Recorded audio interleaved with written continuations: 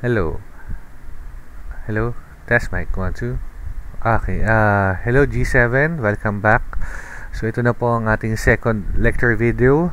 It's all about set operations and a Venn diagram. Okay.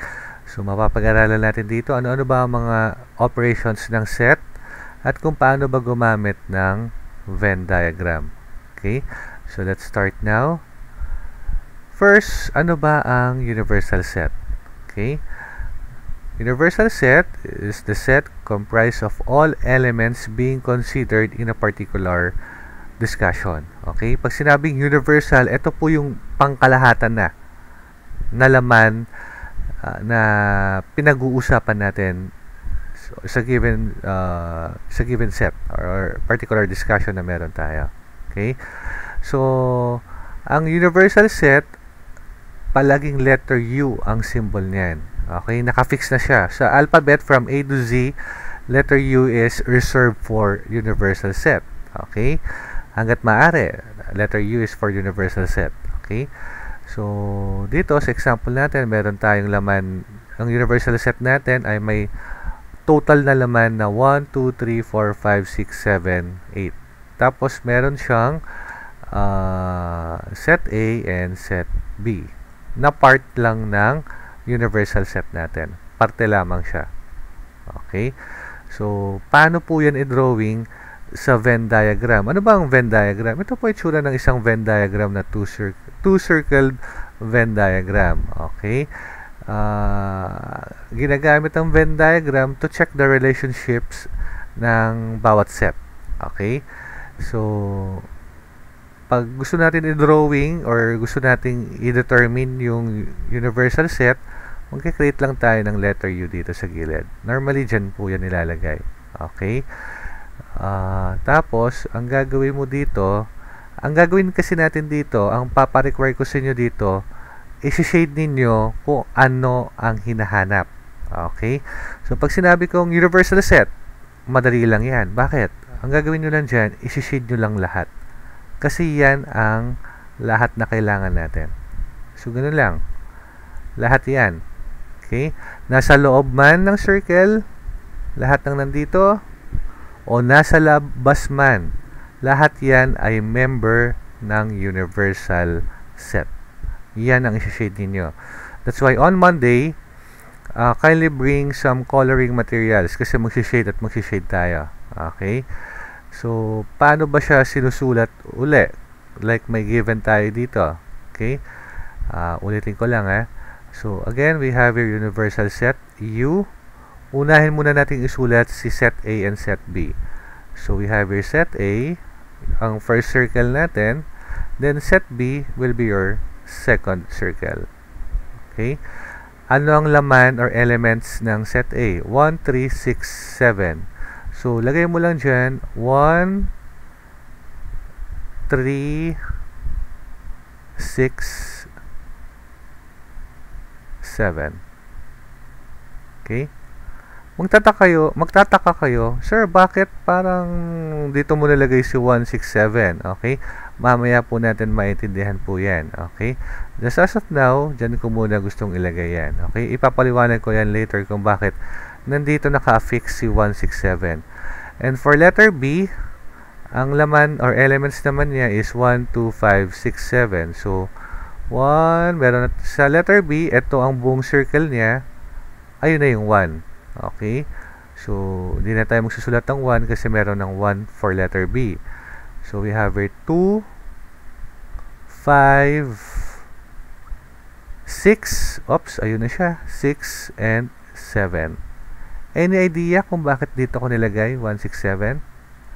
Okay, try to analyze and I will ask you on Monday kung anong observation ninyo. Okay, so ang gagawin lang natin, ang gusto ko, isi-shade nyo lang yung concern dito. Since ang pinapahanap ko ay universal set, so you will shade everything. Katulad ng sinabi ko kanina.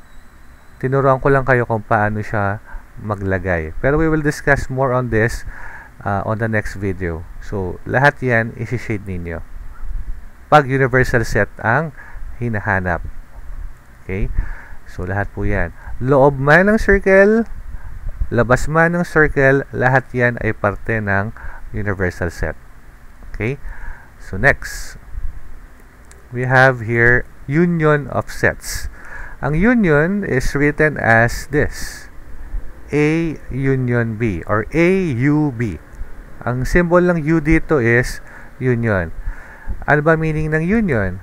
That is the set which consists of all elements belonging to A or to B or to both. Ibig sabihin, lahat ng nasa A, lahat ng nasa B, at lahat ng common sa A and B. Okay? So, ano ang shading natin dito? Kasi ang pinaka gagawin nyo dito is mag-shade. Ang union ay ganito.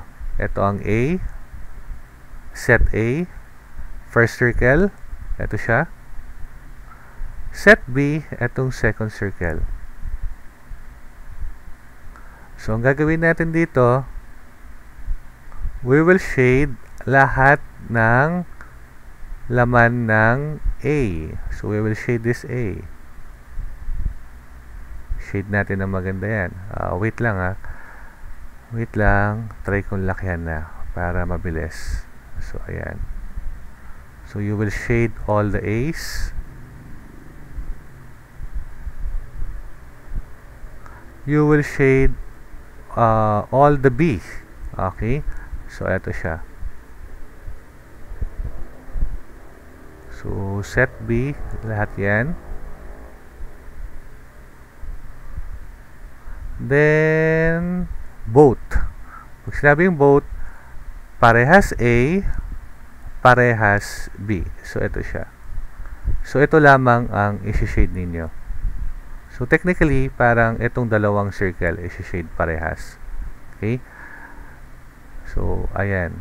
Ito ang union. Yan ang itsura ng Venn diagram shading ng isang union of a set. Set A, set B. Okay? Next, intersection of sets. Ang intersection of sets, ganito naman ang itsura niyan. Okay?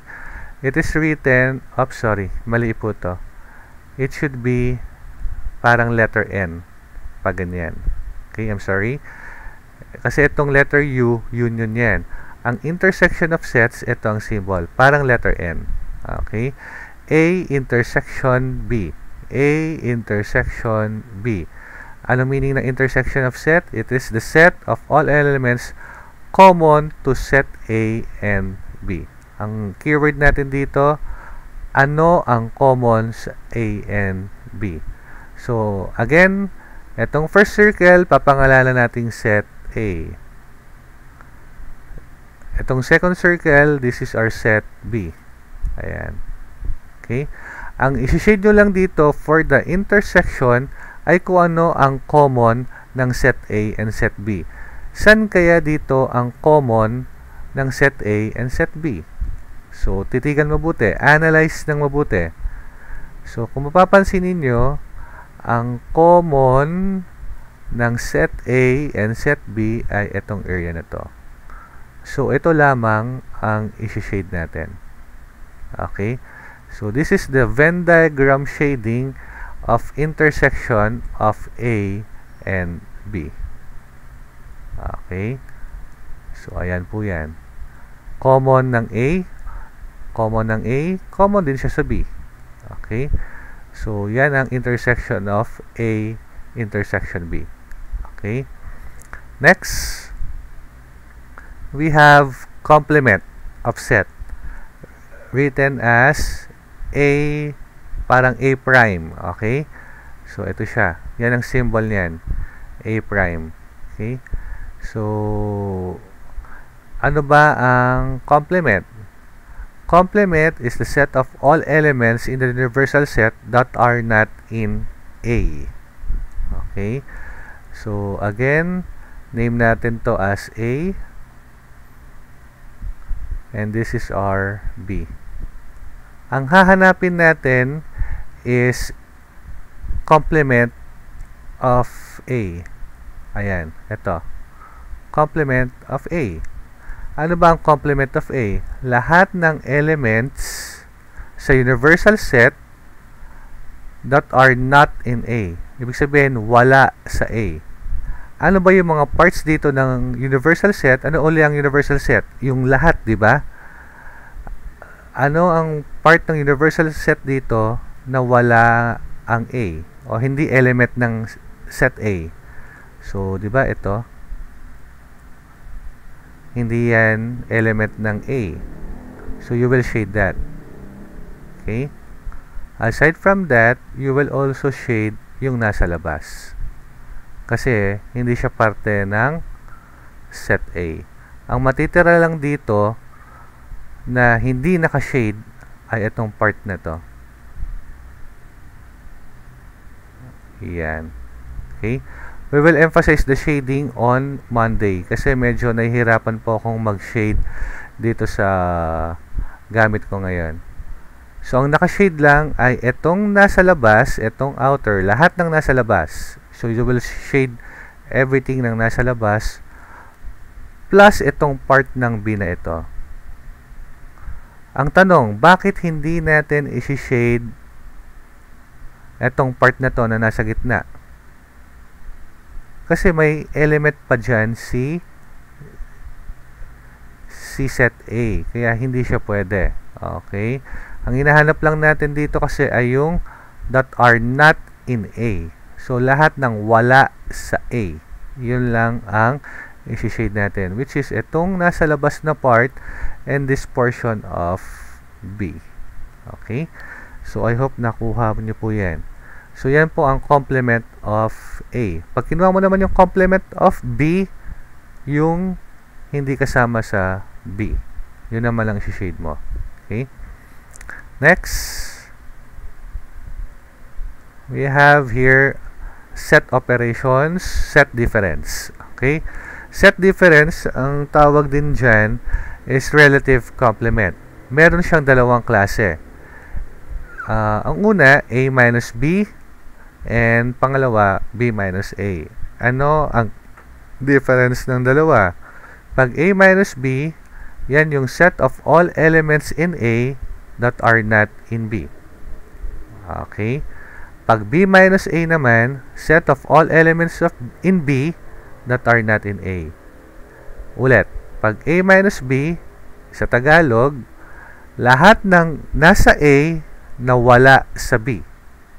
Lahat ng element na nasa A pero wala sa B. Ang B minus A naman, lahat ng nasa B pero wala sa A. Okay? So, tandaan po yan, eh. So, ano ang shading niyan sa Venn diagram? Okay? So, ito ang shading. A minus B. Ibig sabihin, lahat ng nasa A na wala sa B. Okay? So, name this as set A and this will be our set B. Saan dito yung portion na lahat ay A na wala sa B? Alam ba kung saan? Saan kaya dito? So, ito yung portion na yan.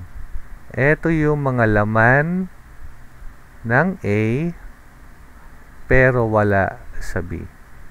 So, this is A minus B. This is the Venn diagram shading of A minus B. Okay? So, ito lang. Itong portion lang na ito. Okay? Lahat ng nasa A, pero hindi nasa B. Walang element ng B. Okay? Kuha. Paano naman pag B minus A? Again, you will name this as A, set B. Ngayon naman, ano ang meron sa B na wala sa A? Meron sa B, pero wala sa A. So, ang portion na yan ay nandito. Meron sa B, pero wala sa A. Ito ang resulta. This is the Venn diagram shading of B minus A. Ito. Okay? Again, I'm very sorry. Medyo mahirap magpinta-pinta rito. Ayan. Okay? So, bahala na kayong mag-shade niyan sa notebook ninyo in full colors. Okay? So, again, kindly copy these notes sa inyong mga notebook, and we will have our recitation on Monday. So thank you for listening, and goodbye.